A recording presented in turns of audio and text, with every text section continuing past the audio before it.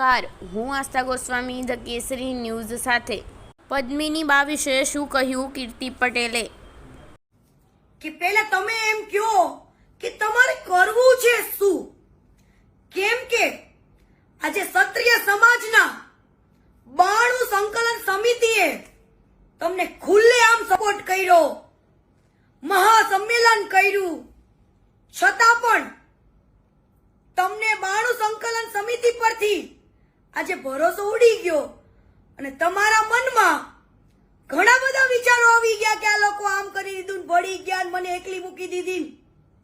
તો બેન, પેલા તમારે શું કરવું છે ને વિચારી લ્યો. અને માણસ માત્ર ભૂલને પાત્ર હોય, હંમેશા માણસથી જ ભૂલ થાય. રૂપાલા સાહેબના શબ્દોની ભૂલ છે, માણસ ખરાબ નથી. આજે રૂપાલા સાહેબે એમની આટલી જિંદગી સેવામાં જ નાખી દીધી. સેવા જ કરી છે, એ પણ 18 વરણને જોડે રાખીને. ક્યારે પણ એમને પક્ષપાત નથી કર્યો કે પટેલનું સારું છે, પણ એમને 18 વરણનું સારું કર્યું છે. તો આજે કોઈ પણ માણસ એક ભૂલ કરે ને તો એના 7 કામને વખાણવા પડે. એક ભૂલને ના જોવાની હોય. અને તમે પહેલા તો ક્ષત્રિય સમાજના આગેવાનને ઉશ્કેરો છો, આંદોલન કરાવો છો, અને આજે હટી જાઓ છો કે આ લોકો આવા છે તેવા છે એવું બધું બોલો છો. પહેલા તમે ઉશ્કેરો છો કે તમે આંદોલનમાં જોડાઓ, બહેનોને સપોર્ટ કરો, નહીં તો ઘરે ઘરે બંગડીઓ મોકલું, પહેરી લ્યો.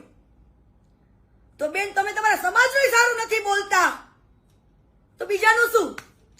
પણ પદ્મિની બેન, યાદ છે ને કે તમારાથી પણ એકવાર ભૂલ થઈ હતી, દલિત સમાજ માટે બોલ્યા હતા, તો તમને દલિત સમાજે પણ મોટું મન રાખીને માફ કર્યા હતા, એ ના ભૂલતા.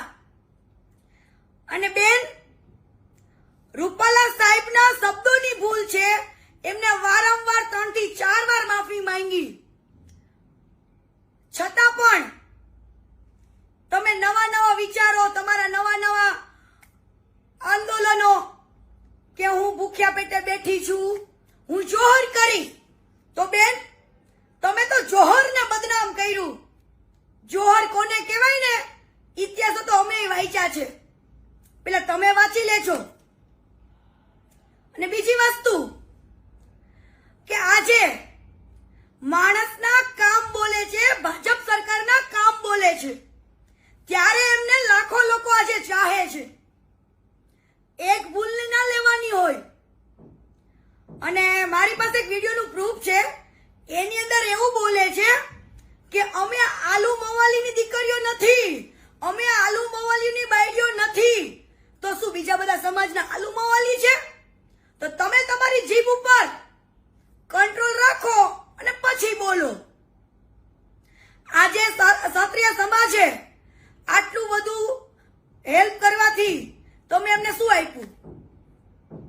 બીજી વસ્તુ કે હું ક્ષત્રિય સમાજને એક દિલથી અપીલ કરું છું કે રૂપાલા સાહેબ આપણી બાપ દાદાના વડીલ ઉંમરના છે, તો એમને 3 વાર માફી માંગી છે ને, તો હવે મારા ભાઈઓ ભૂલી જાઓ ને માફ કરો, મોટું મન રાખીને. ક્ષત્રિય સમાજમાંથી લીલા માથા દીધા છે, તો તમે એક રૂપાલા સાહેબની ભૂલને માફ નહીં કરો. આજે હું એક પટેલ સમાજની દીકરી થઈને એક અપીલ કરું છું કે એમને મોટું મન રાખીને માફ કરી દો. આ પદ્મિની બેન ખોટી રીતના સમાજને ઉશ્કેરે છે અને અત્યારે બેન ફૈરું બોલે છે. એટલે બેનને પૂછો કે તમારે શું કરવું છે? ચૂંટણી લડવી છે? તમને સ્ટેજ ઉપર ઓછું બોલવાનો સમય આપ્યો તોય ખોટું લાગ્યું, ત્યારે તમે એવા રેકોર્ડિંગ બહાર પાડો છો કે આજે આ ગાંધીનગર બધા મળવા ગયા તો બધા ભળી ગયા, આમ થઈ ગયું, તેમ થઈ ગયું. તમને તમારા સમાજ ઉપર ભરોસો નથી.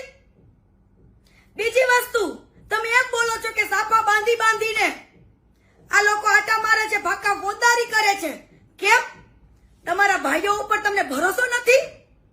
અને બીજી વસ્તુ બેન, પદ્મિની બેન, તમારું જાણવું હોય ને તો મને રૂબરૂ મળજો. તમે કેટલા ખોટા કેસમાં કેટલાને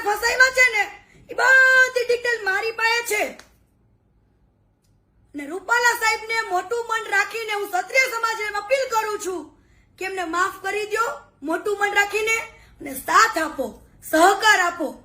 એ આપણા બાપ દાદાની ઉંમરના એક વડીલ છે. અત્યારે સાથની જરૂર છે. અને આ વ્યક્તિ લોકોને ઉશ્કેરે છે, ખોટી રીતના અવળા રસ્તે લઈ જાય છે. પટેલ સમાજને, ક્ષત્રિય સમાજને ઝઘડા કરાય એવું કરે છે. પણ ભાઈઓ, આપણે એવું નથી કરવું. જોડે મળીને સાથ આપીએ અને મોટું મન રાખીને માફ કરી દો મારા ભાઈઓ. જય માતાજી.